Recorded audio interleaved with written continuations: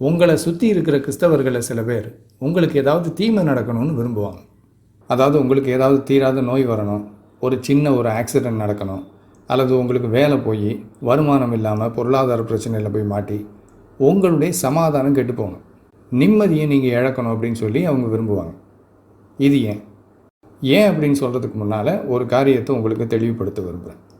கிறிஸ்தவங்க எல்லாருமே யாருக்காவது கஷ்டம் வந்துச்சுன்னா உடனே சந்தோஷப்படுவாங்க அப்படின்னு நான் சொல்லலை. அல்லது பெரிய ஒரு பேரழிவு நடக்குது, ஒரு பூகம்பம் நடக்குது, பெரிய தீ விபத்து ஏற்பட்டுச்சு, அதில் நிறைய பேர் இறந்து போயிட்டாங்க, அப்படிலாம் நடக்கும்போது கிறிஸ்தவங்க அதை பார்த்துட்டு கொண்டாடுவாங்க அப்படின்னு சொல்லலை.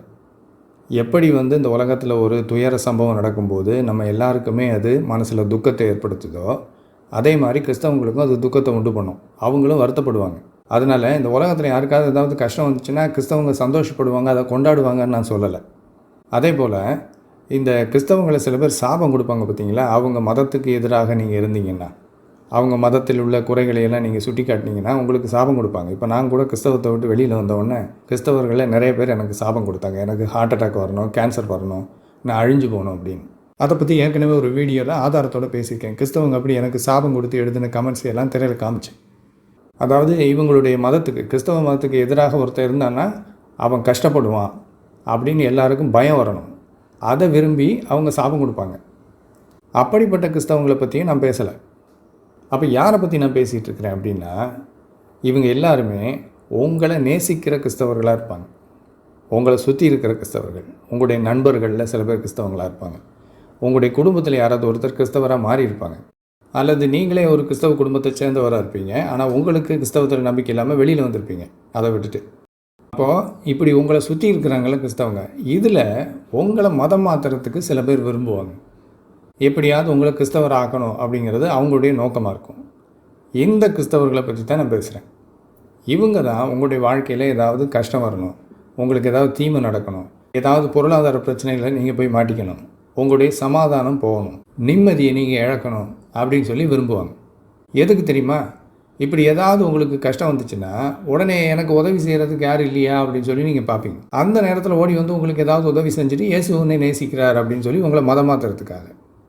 நீங்கள் கஷ்டத்தில் படுக்கையில் படுத்துக்கிட்டு அழுதுகிட்டு இருக்கும்போது உங்கள் பக்கத்தில் உட்காந்துக்கிட்டு உங்கள் கையை பிடிச்சிக்கிட்டு இயேசுனுடைய அன்பை பற்றி பேசினா நீங்கள் அமைதியை கேட்பீங்க. இல்லை எனக்கு அதிலெல்லாம் இன்ட்ரெஸ்ட் இல்லைன்னு அந்த நேரத்தில் நீங்கள் சொல்ல மாட்டீங்க. அப்போது நீங்கள் அப்படிப்பட்ட ஒரு சூழ்நிலைக்கு வரணும். அந்த நேரத்தில் அவங்க இந்த ஸ்பிரிச்சுவல் டெக்னிக்கல் சப்போர்ட் அதை கொடுத்து உங்களுடைய ஆத்மாவை ஃபிக்ஸ் பண்ணுற வேலையை பண்ணலாம் அப்படின்னு நினைப்பாங்க.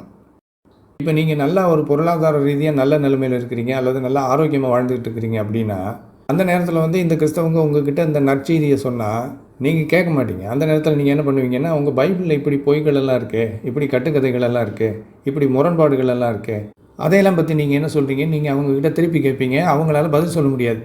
அந்த நேரத்தில் என்ன பண்ணுவாங்கன்னா, உங்களுக்காக நான் ஜெபம் பண்ணிக்கிறேன் அப்படின்னு சொல்லிட்டு எழுந்துச்சு போயிடுவாங்க. ஆனால் போயிட்டு என்ன ஜெபம் பண்ணுவாங்க? உங்களுக்கு ஏதாவது தீமை நடக்கணும்.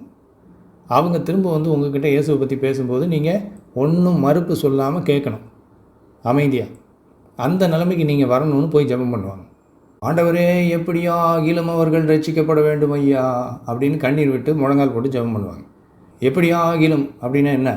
அவனுக்கு ஏதாவது நடக்கட்டும், நான் திரும்ப போய் அவங்ககிட்ட பேசும்போது அவன் வாயை மூடிக்கிட்டு கேட்கணும். அந்த நிலைமைக்கு அவனை நீங்கள் கொண்டு வாங்கன்னு சொல்லி அவங்க கடவுள்கிட்ட இவங்க பிரார்த்தனை பண்ணுவாங்க. இப்படிப்பட்ட கிறிஸ்தவங்களை நான் கிறிஸ்தவனாக இருந்தப்போ பார்த்துருக்கேன். அப்போது உங்களுக்கு ஏதாவது இப்படி தீமை நடக்கணும் அப்படிங்கிறது அவங்களுடைய ரகசிய விருப்பமாக இருக்கும். சரியா? இப்போ இவங்களுடைய இந்த மனப்பாங்கு இருக்குது பார்த்தீங்களா, இதில் இருக்கக்கூடிய பெரிய ஆபத்து என்ன அப்படின்னா, நீங்கள் எப்போவுமே ஒரு பயத்திலே வாழ்ந்துட்டு இருக்க வேண்டியிருக்கும். ஏதாவது நமக்கு கஷ்டம் வந்துருச்சுன்னா இவங்க நம்மளை நியாயம் தீர்ப்பாங்க. இந்த கிறிஸ்தவங்க நமக்கு ஜட்ஜ்மெண்ட் கொடுப்பாங்க.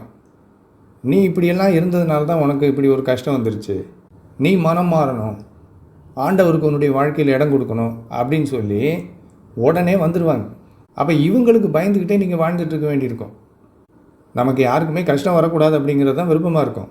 அதுலேயும் குறிப்பாக இவங்களுக்காகவே நமக்கு கஷ்டம் வந்துடக்கூடாதுன்னு சொல்லி நம்ம பயந்துகிட்டு இருப்போம். இவங்க கையில் போய் மாட்டிடக்கூடாது. அதாவது இந்த வானத்தில் கழுகு பருந்தெல்லாம் வட்டம் போட்டுக்கிட்டு இருக்கும் பார்த்தீங்களா, கீழே எவன் அடிபட்டு கிடக்கிறான் போய் தூக்கிடலாம் அப்படின்னு, அந்த மாதிரி இவங்க சுற்றிக்கிட்டு இருப்பாங்க. இதில் என்ன பெரிய வேடிக்கைன்னா, இவங்க பைபிளில் சாத்தானை பற்றி இப்படி ஒரு வசனம் இருக்குது. 1 பேதுரு 5 அதிகாரம் 9 வசனத்தில் தெளிந்த புத்தி உள்ளவர்களாயிருங்கள், விழித்திருங்கள், ஏனெனில் உங்கள் எதிராளியாகிய பிசாசானவன் கர்ச்சிக்கிற சிங்கம் போல எவனை விழுங்கலாமோ என்று வகை தேடி சுற்றித் திரிகிறான் அப்படி. ஆனால் இந்த வசனம் இவங்களுக்கு தான் பொருந்தும். எவனுக்கு என்ன நடக்குது, எவனுக்கு என்ன பிரச்சனை வருது, எவன் என்ன கஷ்டத்தில் இருக்கிறான் அப்படின்னு சொல்லி இவங்க பார்த்துக்கிட்டே இருப்பாங்க, உடனே போய் அவனை விழுங்கிறதுக்கு. உங்களுக்கு வரக்கூடிய கஷ்டத்தை இவங்க ஆதாரமாக எடுத்துக்குவாங்க. எதுக்கு ஆதாரமாக தெரியுமா? அவங்களுடைய மதம் உண்மையானது அப்படிங்கிறதுக்கு, அவங்களுடைய கடவுள் தான் உண்மையான கடவுள் அப்படிங்கிறதுக்கு உங்கள் வாழ்க்கையில் நீங்கள் படுற கஷ்டத்தை ஆதாரமாக எடுத்துக்குவாங்க. அவங்களோட கடவுளை நீங்கள் ஏற்றுக்காதனால உங்களுக்கு கஷ்டம் வந்துருச்சு. உங்களுக்கு வர்ற கஷ்டத்தை வச்சு அவங்க மதம் உண்மையானது அப்படின்னு நிரூபிக்க பார்ப்பாங்க. சரியா? அதனால நீங்கள் ரொம்ப தெளிவாக இருக்கணும். இப்போ நான் ஒரு வசனத்தை காமிச்சேன் பார்த்தீங்களா, 1 பேதுரு 5:9. அந்த வசனத்தில் சொல்லப்பட்டிருக்கிறபடி நீங்கள் தெளிந்த புத்தி உள்ளவர்களாக இருக்கணும், விழித்திருக்கணும் இந்த கிறிஸ்தவர்களுக்கு. இல்லைன்னா அவங்க உங்களை விழுங்கிட்டு போயிடுவாங்க. சரியா? எப்படி தெளிவாக இருக்கிறது? இப்போ நான் தெளிவாக இருக்கேன். நான் கிறிஸ்தவத்தை விட்டு வெளியில் வந்தோடனே இந்த கிறிஸ்தவர்களில் நிறைய பேர் எனக்கு சாபம் கொடுத்தாங்க, கேன்சர் வரணும், உனக்கு ஹார்ட் அட்டாக் வரணும் அப்படின்லாம். ஆனால் நான் பயப்படல. ஏன் பயப்படல? எனக்கு எதுவுமே நடக்காது அப்படின்னு அர்த்தமா? இல்லை, எனக்கு எது வேணாலும் நடக்கும். நாளைக்கே கூட எனக்கு ஆக்சிடென்ட் நடக்கலாம், அல்லது வேறு ஏதாவது பிரச்சனைகள் எனக்கு வரலாம். ஆனால் அப்படிலாம் ஏதாவது கஷ்டம் வந்துச்சுன்னா கடவுள் ஏதோ எனக்கு பண்ணுறாரு அப்படின்னு நான் எடுத்துக்க மாட்டேன். ஏன்னா கடவுள்னு யாரும் கிடையாது. அதுவும் முக்கியமாக இந்த கிறிஸ்தவர்கள் கடவுள்னு சொல்லிக்கிட்டு இருக்கிறாங்களே, அது ஒரு பொய். இதில் நான் தெளிவாக இருக்கிறதுனால வாழ்க்கையில் என்ன கஷ்டம் வந்தாலும் இந்த கிறிஸ்தவங்க சொல்கிற பொய்யை நான் நம்ப மாட்டேன். இதே மாதிரி நீங்களும் தெளிவாக இருங்க. உங்களுக்கு ஏதாவது கஷ்டம் வந்துச்சுன்னா உடனே கடவுள் தண்டிக்கிறாருன்னு எடுத்துக்காதீங்க. கடவுள் உண்மையிலே தண்டிச்சாருன்னா இந்த உலகத்தில் ஒரு குற்றவாளியும் இருக்க மாட்டான். அதனால் இதில் முதல்ல நீங்கள் தெளிவாக இருக்கணும். ரெண்டாவது முக்கியமாக நீங்கள் கவனிக்க வேண்டியது என்னென்னா, உங்களுக்கு இந்த மாதிரிலாம் தீமை நடக்கணும்னு விரும்புகிறாங்கல்ல, அந்த கிறிஸ்தவர்களுக்கே பலவிதமான தீமைகள் நடக்குது. அவங்க குடும்பத்திலே அகால மரணங்கள் எல்லாம் ஏற்படுது. ஆனால் அவங்களுக்கு இப்படி ஏதாவது கஷ்டம் வந்துச்சுன்னா உடனே நாங்கள் கடவுளோட ரொம்ப நெருக்கமாக இருக்கிறோம், கடவுளுக்கு பிரியமாக வாழ்கிறோம், அதனால எங்களுக்கு கஷ்டம் வருது அப்படின்னு சொல்லி பயங்கரமாக நடிப்பாங்க. நாங்கள் இயேசுவை நம்பி வாழ்ந்துக்கிட்டு இருக்கோம், தூய்மையை வாழ்ந்துக்கிட்டு இருக்கோம், அதனால் இயேசு எங்களை சோதிக்கிறார், எங்களுடைய விசுவாசம் எப்படிப்பட்டது அப்படின்னு சொல்லி சோதிக்கிறதுக்காக எங்களுக்கு கஷ்டத்தை கொடுக்குறாரு அப்படின்னு சொல்லி பாவலா காமிப்பாங்க. அப்போ அவங்களுக்கு ஒரு கஷ்டம் வந்துச்சுன்னா அவங்க கடவுளுக்கு பிரியமாக வாழ்கிறதுனால அந்த கஷ்டம் வருது அப்படின்னும், உங்களுக்கு கஷ்டம் வந்துச்சுன்னா நீங்கள் கடவுளுக்கு பிரியம் இல்லாமல் வாழ்ந்துக்கிட்டு இருக்கிறீங்க அப்படின்னும் 2 விதமாக பேசி ஏமாற்றுவாங்க.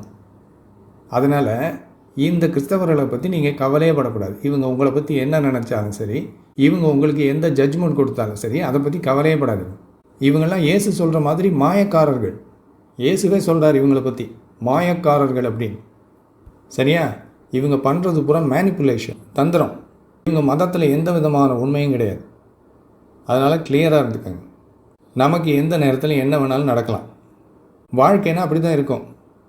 ஆனால் இந்த மாதிரி மனிதர்களால் உண்டாக்கப்பட்ட கட்டுக்கதைகள் இருக்கு இல்லையா, இந்த கிறிஸ்தவம் போன்ற கட்டுக்கதைகள், இதில் இருந்தெல்லாம் விலகி இருந்துக்கங்க. உங்களுக்கு வர்ற கஷ்டத்தை எல்லாம் பயன்படுத்தி இந்த கிறிஸ்தவங்க உங்களை கண்ட்ரோல் பண்ணுறதுக்கு நீங்கள் அவங்களுக்கு அனுமதி கொடுக்காதீங்க.